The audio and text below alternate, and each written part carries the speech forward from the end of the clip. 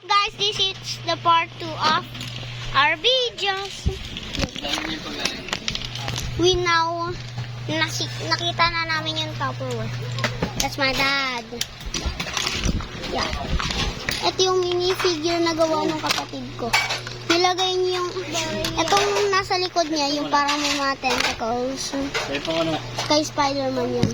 Bro, what the hell? Hindi pa po. Oh, no. This is the product. Bro, where's the gate? Let me see. Pakita ko sa kanila. Look guys, this is the product.